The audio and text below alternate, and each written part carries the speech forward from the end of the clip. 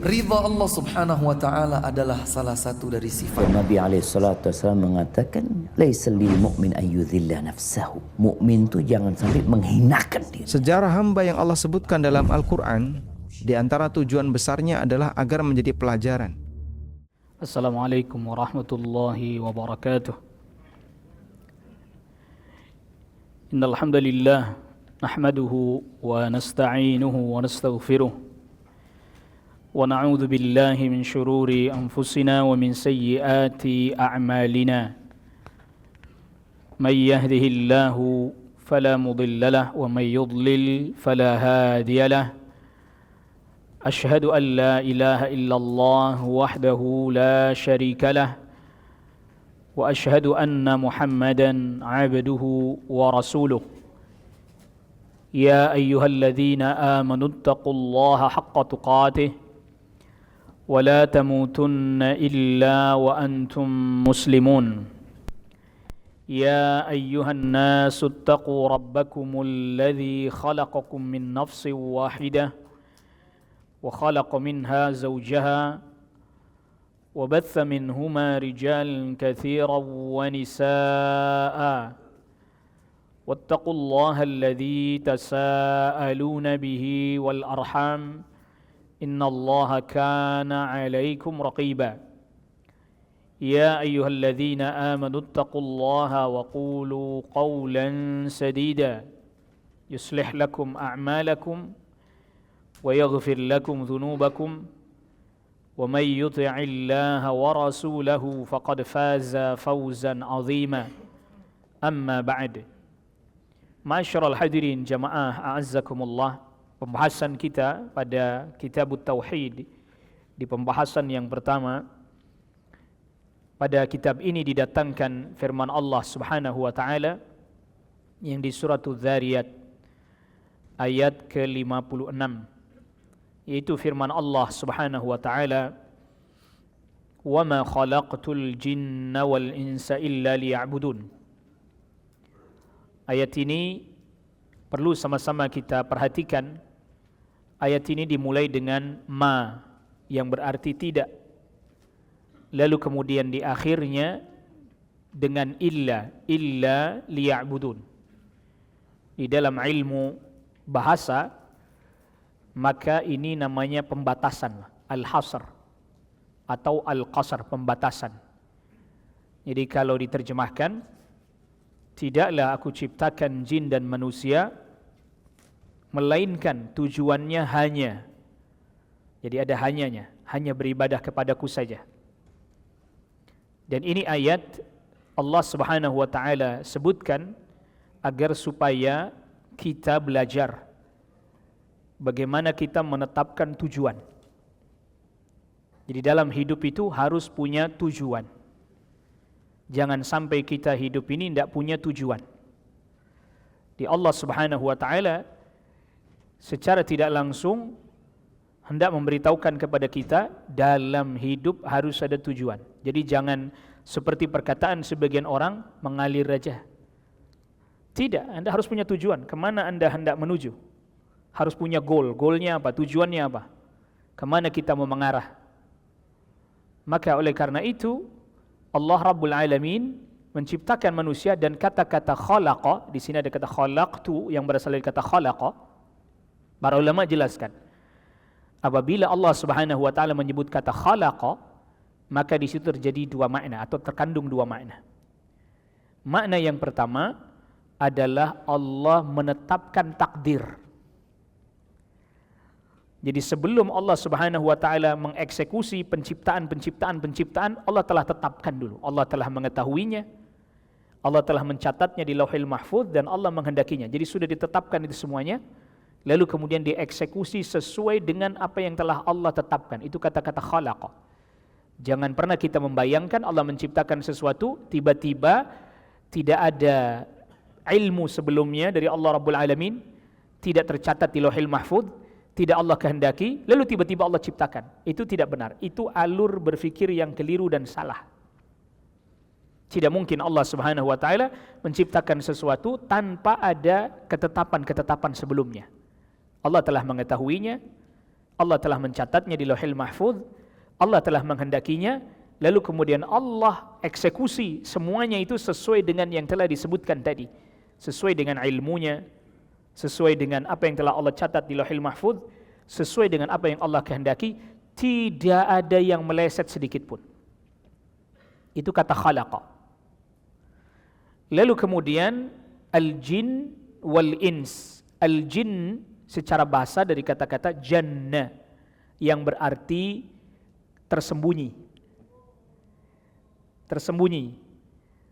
Makanya jin tersembunyi dari kita, artinya kita tidak melihatnya dan seterusnya. Kata-kata jan. Makanya malam ketika datang makin gelap disebut idza jannal lailu. Apabila malam semakin gelap. Jadi kita makin enggak bisa, kalau tidak ada cahaya kita enggak bisa melihat. Jadi sesuatu yang tersembunyi itu adalah jin, dan jin ini adalah makhluk yang Allah Subhanahu wa taala ciptakan sebelum manusia. Walaupun di ayat ini menggunakan wawu al-jin wal ins, tidak mengesankan, dari sisi bahasa tidak ada kesan bahwa jin itu lebih dulu, tapi disebutkan lebih dulu karena memang faktor diciptakannya lebih dulu, manusia belakangan, jin lebih dulu. Nah, iblis itu termasuk golongan jin. Maka di dalam suratul Kahfi ketika Allah Subhanahu wa taala firmankan wa idz qulna lil malaikati isjudu li adama fasajadu illa iblis kana minal jinni fafasaqa an amri rabbih. Ketika kami katakan kepada para malaikat sujudlah kepada Adam, maka mereka semua sujud kecuali iblis, kana minal jinni. Yang di suratul Kahfi disebutnya kana minal jinni, bahwa iblis itu masuk ke dalam golongan jin. Fafasaqa an amri rabbih, dan dia menentang perintah Allah, perintah Rabbnya. Rasulullah sallallahu alaihi wasallam bersabda dalam hadis yang sahih diriwayatkan oleh Al-Imam Muslim, khuliqatil malaikatu min nur. Malaikat diciptakan dari cahaya. Wa khuliqal jannu min marijim min nar. Sedangkan jin diciptakan asal muasalnya, bahan asalnya dari api. Tapi kalau sudah berubah jadi makhluk tersendiri ya sifat apinya hilang. Wa khuliqa Adam mimma wusifa lakum. Sedangkan Nabi Adam alaihissalam diciptakan dari apa yang telah disebutkan kepada kalian, itu dari tanah. Tapi tanahnya enggak ada lagi, kan hilang. Sudah berubah betul-betul menjadi khalqun jadid, makhluk yang baru. Jadi bukan berarti sesuatu yang berasal dari tanah maka kemudian dia ada setelah jadi manusia masih kayak tanah dipegang rontok dan seterusnya, tidak. Tapi menjadi makhluk yang baru. Itu hanya asal usulnya saja. Ya, hanya asal usulnya saja. Maka oleh karena itu dari hadis yang semisal seperti ini diriwayatkan Imam Muslim ini tidak bisa dibangun satu logika. Enggak bisa dibangun satu logika. Kenapa? Karena telah berubah menjadi makhluk yang baru. Oh, kalau iblis dari kalangan jin, jin diciptakan dari api, maka berarti tidak masalah dong kalau diadab di neraka karena sama-sama api. Ini dasarnya sudah salah, Pak.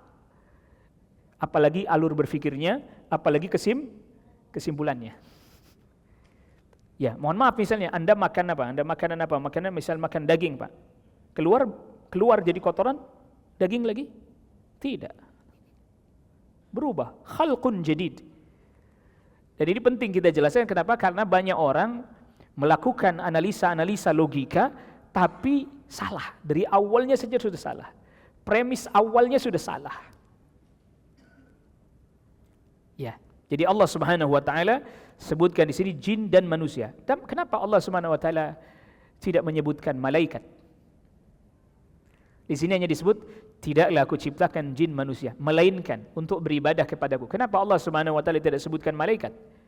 Karena malaikat tidak memiliki potensi membangkang. Jin punya potensi membangkang? Ya. Manusia punya potensi membangkang? Ya. Maka diingatkan oleh Allah Rabbul Alamin tujuan penciptaan mereka. Malaikat tidak ada potensi membangkang. Ingat, ini catatan penting karena malaikat disifati oleh Allah Subhanahu wa taala makhluk yang taat kepada Allah Subhanahu wa taala. La ya'sunallaha ma amarahum wa yaf'aluna ma yu'marun. Mereka tidak menentang perintah Allah dan mereka selalu menunaikan perintah. Tidak pernah mereka menentang Allah, enggak pernah. Selalu mentaati Allah Rabbul Alamin. Maka malaikat enggak perlu diingatkan. kamu saya ciptakan untuk ibadah ya, tidak perlu. Karena tidak ada potensi membangkang. Sedangkan manusia ada potensi membangkang, jin ada potensi membangkang. Maka diingatkan oleh Allah Rabbul Alamin. Nah, ibadah, kata ibadah, poin penting yang harus selalu kita ingat, dan ini dijelaskan oleh para ulama tafsir. Kalau kita dapati kata ibadah di dalam Al-Quran, maka pertama makna yang harus hadir di dalam benak kita, yaitu adalah mengesahkan Allah dalam hal uluhiyah. Mengesahkan Allah dalam hal uluhiyah, karena asasnya ibadah adalah tauhid. Dan yang dimaksud adalah tauhidul uluhiyah, mengesahkan Allah dalam hal ibadah. Bukan berarti kita tidak mengesahkan Allah dalam hal rububiyah, bahwa hanya Allah satu-satunya pencipta. Kita mengesahkan Allah juga dalam hal rububiyah. Begitu juga dalam hal nama dan sifat-sifat Allah. Tetapi kata illa liya'budun, kata ibadah adalah mengesahkan Allah Subhanahu wa taala dalam hal uluhiyah, yang artinya hanya Allah yang berhak diibadahi, atau bahasa kita berhak disembah. Malaikat tidak berhak disembah. Jin tidak berhak disembah, karena malaikat menyembah Allah, beribadah kepada Allah. Jin manusia juga apa? Beribadah kepada Allah. Maka yang disembah, yang diibadahi hanya Allah semata. Faman nasaba ahadan min hadil makhluqat, maka siapa orang yang mengangkat, menjadikan salah satu dari makhluk ini, malaikat, jin atau manusia, dijadikan sebagai sesuatu yang disembah, diibadahi, maka ini adalah kekeliruan yang nyata lagi fatal. Menyelisih ayat ini. Menyelisih ayat ini. Ya, jadi ini penting untuk kita fahami. Jadi kita dalilnya tidak usah banyak-banyak. Satu, kita faham, kita mengerti, insya Allah itu menjadi ilmu bermanfaat buat kita. Siapa orang yang mengangkat, yang menjadikan, yang dari tiga ini, coba kalau kita perhatikan, maka kalau dari yang tiga ini aja tidak boleh, apalagi yang benda mati, ya kan gitu. Apalagi batu, apalagi pohon, benda mati semua mereka itu kan. Atau kemudian bintang-bintang, benda-benda langit dan seterusnya, yang mereka semuanya tidak memiliki kemampuan apa-apa kecuali ditaskhir oleh Allah Subhanahu wa taala. Maka perlu kita ketahui bahwa apa yang terjadi di alam raya ini antara dua. Yang pertama, ditundukkan oleh Allah Subhanahu wa taala. Enggak punya pilihan apa-apa. Seperti matahari itu enggak punya pilihan apa-apa. Dia tunduk. Diperintahkan terbit di timur, terbenam di barat, tunduk. Sampai nanti Allah perintahkan dia terbit di tempat dia terbenam, maka dia akan taat. Enggak pernah dia bisa membangkang. Enggak ada matahari punya inisiatif. Bosan lah. Saya terbit dari timur mulu, bosan. Sekali-sekali inisiatif lah muncul dari barat. Enggak ada kan ya. Kalau enggak Allah perintahkan, maka dia tidak. Itu namanya ditaskhir. Kita enggak akan bisa menghindar yang itu. Atau dengan istilah lain, para ulama menggunakan istilah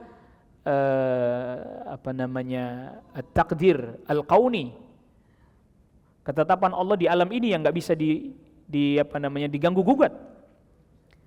Ada yang kedua, yaitu Allah berikan kepada makhluk ikhtiyarat. Kalau malaikat enggak diberikan pilihan, tapi jin manusia diberikan. Artinya dia punya kemauan, dia punya keinginan sendiri, dia ada bosan, dia ada payah, ada capek. Malaikat kan enggak ada bosan, enggak ada payah, enggak ada capek. Kalau sudah sujud, sujud saja dan seterusnya.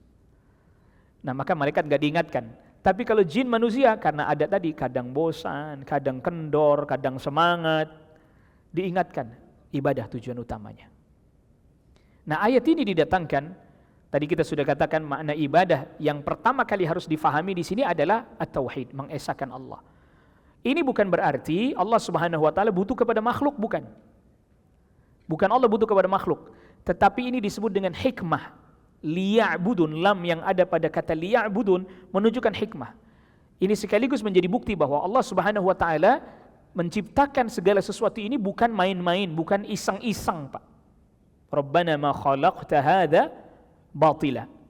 Wahai Rabb kami, tidak mungkin Anda menciptakan semua ini ya Allah sia-sia. Iseng-iseng aja deh. Ciptain manusia iseng-iseng aja deh. Ciptain jin iseng-iseng aja deh. Menciptakan langit bumi daripada enggak ada kerjaan, gabut, ciptain dah. Enggak ada itu. Mustahil bagi Allah Rabbul Alamin. Itu berarti tidak ada hikmah, tidak ada maksud, tidak ada tujuan. Dan itu sekaligus pelajarannya buat kita. Buat kita adalah, kita kalau hidup tuh harus punya tujuan. Ya tadi kita sudah sebutkan di awal. Pelajarannya buat kita. Nah, Allah Subhanahu wa taala ketika mencipta dan menghendaki sesuatu, mengetahui, mencatatnya di Lauhil Mahfuz, lalu kemudian menghendaki sesuatu dan menciptakan sesuatu, maka segala sarana dan prasarana menuju kepada sesuatu itu disiapkan. Tidak lantas kemudian dibiarkan begitu saja. Contohnya, ini di ayat yang kedua yang disebutkan di dalam bab ini, yaitu firman Allah Subhanahu wa taala yang di surat An-Nahl ayat ke-36. Surat An-Nahl ayat ke-36. Walaqad ba'atsna fi kulli ummatin rasula an ya'budullaha wajtanibu at-taghut. Dan telah kami utus pada setiap umat seorang utusan. Semuanya ada diutus. Semuanya menyeru, beribadahlah kalian hanya kepada Allah, jauhilah segala sesuatu yang diibadahi selain Allah. Nah, di sini ada pelajaran hubungannya dengan ayat yang sebelumnya adalah bahwa Allah Subhanahu wa taala menciptakan manusia untuk ibadah kepada Allah. Bagaimana manusia bisa bertauhid kepada Allah? Sedangkan bagaimana manusia beribadah kepada Allah sesuai dengan yang Allah mau? Sedangkan manusia kan nggak bisa berkomunikasi langsung dengan Allah Rabbul Alamin, kecuali para nabi dan para rasul. Kalau Nabi Adam alaihissalam, ya langsung berkomunikasi dengan Allah Rabbul Alamin, beliau nabi. Maka Nabi SAW ketika ditanya dalam hadis yang diriwayatkan Imam Ahmad, hal kana Adamu nabiyyan, apakah Nabi Adam itu adalah seorang nabi? Naam, iya betul. Karena langsung komunikasi dengan Allah Rabbul Alamin, adalah nabi, adalah rasul yang langsung berkomunikasi dengan Allah Rabbul Alamin. Sedangkan yang selain para nabi, selain para rasul kan nggak bisa berkomunikasi langsung dengan Allah Rabbul Alamin. Maka Allah utus para nabi, para rasul, Allah turunkan kitab sebagai panduan agar supaya manusia bisa beribadah kepada Allah sesuai dengan yang Allah kehendaki. Itu berarti apa? Untuk menuju pada tujuan illa liya'budun, disediakan sebab-sebabnya. Tidak lantas kemudian, wahai manusia, kalian aku ciptakan untuk ibadah kepadaku. Terus gimana? Udah terserah kalian aja ibadahnya. Enggak. Untuk mencapai tujuan, disiapkan segala sebab-sebabnya oleh Allah Rabbul Alamin. Diutus utusan, diturunkan kitab. Lihat bagaimana ayat-ayat Al-Quran bukan hanya membicarakan tentang permasalahan-permasalahan yang terkait dengan apa yang memang menjadi tujuan utama dari ayat itu diturunkan, yaitu mengajak manusia bertauhid kepada Allah, beribadah kepada Allah, tetapi di dalamnya pun terdapat pesan-pesan yang sangat mendalam bagi kehidupan kita. Ya, jadi kalau bahasanya para ulama, dusturul hayah, seperti undang-undang dalam kehidupan ini. Di antaranya apa? Anda kalau hidup ya harus punya tujuan. Tetapkan tujuan hidup Anda mau kemana. Setelah itu, tempuh segala sebab-sebabnya. Kita punya tujuan, tapi nggak menempuh sebab. Nah ini repot nih. Kita punya tujuan kemana, kita mau kemana hidup kita, tapi nggak menempuh sebabnya. Sedangkan yang namanya sebab, orang untuk menuju kepada sesuatu pasti ilmu. Maka diutusnya para nabi dan para rasul, di dalamnya terdapat pesan ilmu. Para nabi, para rasul menyampaikan ilmu yang datang dari Allah kepada umat manusia. Manusia tahu tujuan dia diciptakan, Allah turunkan wahyu, ilmu kan itu. Ini ayat misalnya ini. Diturunkan kepada Nabi SAW. Lalu Nabi SAW bacakan kepada para sahabat. Para sahabat membacakan kepada orang setelahnya. Sampai hari ini kita sampai, oh Allah menciptakan kita tujuannya agar kita ibadah. Ilmu sampai kepada kita. Dan Allah dalam menetapkan sesuatu, itu juga dimulai dengan ilmu. Allah telah mengetahui segala sesuatu sebelum ada. Sebelum dicatat di Lauhil Mahfuz, Allah telah mengetahui lebih dulu. Makanya ilmu. Nabda bil ilmi. Maka kita memulai dengan ilmu. Memulai dengan ilmu. Kita ingin punya tujuan yang bagus, rumuskan dengan ilmu. Kita ingin mencapai tujuan itu, menetapkan sebab-sebab dan menempuhnya, tetapkan dengan ilmu. Lalu kemudian setelah itu apa? Yang tidak kalah penting apa? Catat. Kitabah. Catat. Dan mencatat itu ada dua. mencatat dengan tulisan, yang kedua mencatat dengan hafalan. Ada dua, namanya babtus sadri, hafalan. Makanya Al-Quran awal mula ada yang mencatat dengan tulisan, ada yang mencatat dengan hafalannya, babtus sadr namanya. Ada babtul kitab, ada yang mencatat tulis, ada yang menghafal. Dicatat, diingat, diulang-ulang. Nah, untuk supaya kita ingat, diulang-ulang, maka ayat Al-Quran diulang-ulang kita baca. Suratul Fatihah. Siapa di sini yang nggak hafal suratul Fatihah? Pertanyaan sederhana kan? Kenapa Anda bisa hafal suratul Fatihah? Hafal pakai banget, Pak. Sehingga seolah-olah kita tidak perlu berpikir ekstra, nggak perlu berpikir keras, kita bisa langsung baca Fatihah, baca. Kenapa? Berulang-ulang. Misalnya ayat ini, wa ma khalaqtul jinna wal insa illa liya'budun. Mungkin sebagian besar kita ini hafal ayat ini. Kenapa? Sering diulang-ulang. Nah, memang sesuatu yang penting perlu diulang-ulang. Apalagi sesuatu itu sangat penting, menjadi bagian daripada tujuan kehidupan kita, harus sering diulang-ulang supaya kita semakin faham. Maka Nabi SAW diutus, para nabi, para rasul diutus, semuanya mengulang-ulang sama. Ibaratnya perkataan maknanya sama walaupun lafadznya beda. Ani'budullah. Wahai umatku, beribadahlah kalian hanya kepada Allah. Wajtanibut taghut, jangan kalian mengangkat selain Allah sebagai sesembahan. Makna terjemah bebasnya begitu. Kalau ngikutin terjemahan teksnya, letterleknya, jauhilah segala sesuatu yang disembah selain Allah. Bahasa lainnya, jangan kalian pernah mengangkat siapapun dari kalangan malaikat, dari kalangan jin, dari kalangan manusia sebagai sesuatu yang disembah selain Allah, karena tugas mereka beribadah sebagaimana kalian beribadah. Tugasnya malaikat beribadah kepada Allah, tugasnya jin beribadah kepada Allah, tugasnya manusia termasuk para nabi dan rasul, tugas utama atau tujuan utama pertama mereka adalah ibadah, lalu kemudian mereka mengajak manusia agar beribadah kepada Allah. Ilmu, kita tahu ilmunya, catat, kuatkan keinginan kita, berusaha mengimplementasikan apa yang telah kita ketahui ilmunya, apa yang telah kita catat tahapan-tahapannya. Setelah kekuatan keinginan diperkuat, mulailah eksekusi sedikit demi sedikit apa yang telah kita catat itu, dan jangan lupa mohon pertolongan kepada Allah Subhanahu wa ta'ala.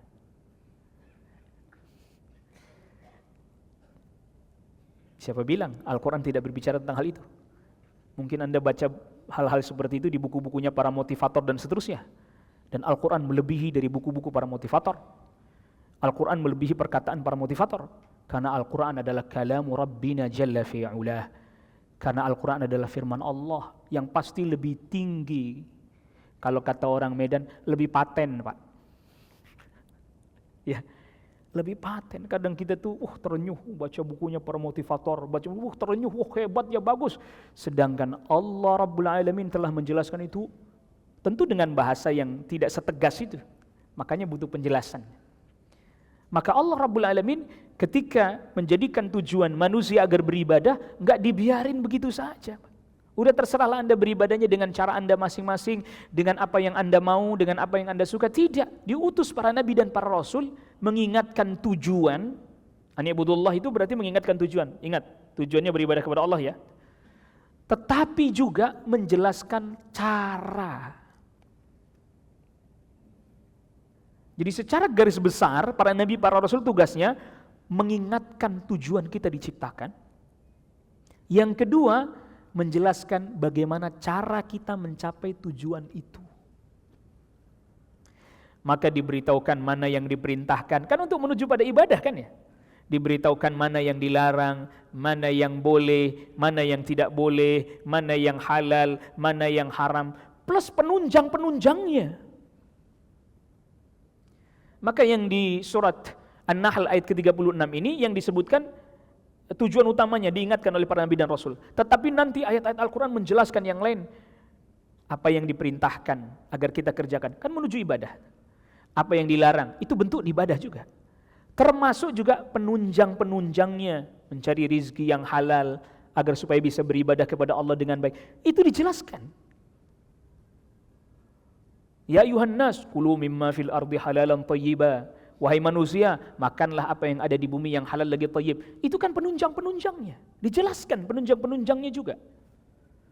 Dan ini bukti bahwa Al-Quran itu betul-betul syamilun, kamilun, sempurna dan mencakup setiap aspek kehidupan kita. Penunjang-penunjangnya dijelasin.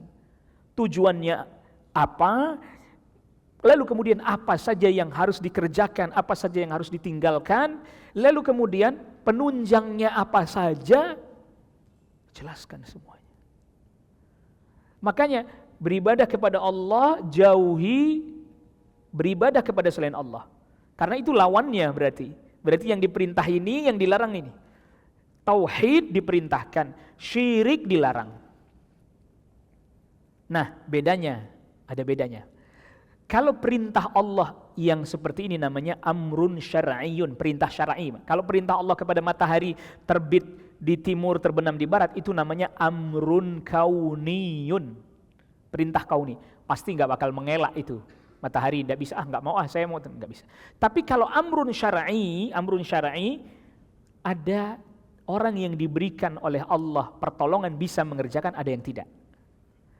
Maka lanjutan dari surat An-Nahl ayat ke-36, ya, dari surat Dzariyat ini Allah Subhanahu wa taala sebutkan faminhum man hadallah wa minhum man haqqat alaihi dhalalah. Di antara manusia ada yang Allah berikan petunjuk, sepertinya di kitab matan itu sudah disebutkan ya. Wa minhum man haqqat alaihi dhalalah, ada di antara mereka yang telah tetap baginya kesesatan. Jadi ada yang diberikan petunjuk oleh Allah untuk bisa menunaikan apa yang Allah perintahkan dan disampaikan oleh para nabi dan para rasul, ada yang tidak. Jadi ada yang bisa membangkang, ada yang taat, tidak sama satu dengan lain.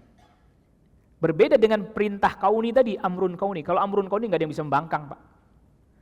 Kita butuh makanan, kita butuh minuman, kita butuh udara, itu namanya amrun kauni. Ada di sini yang nggak butuh udara, nggak bisa menghindar. Nggak butuh makanan, nggak bisa menghindar.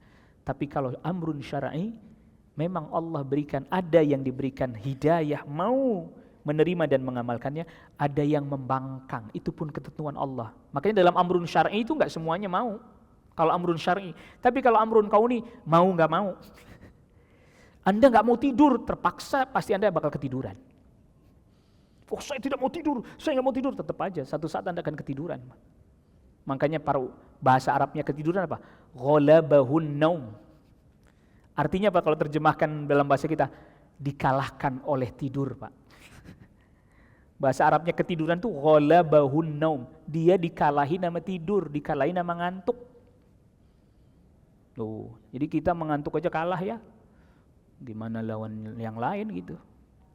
Kita cukupkan dulu kajian kita di kesempatan kali ini.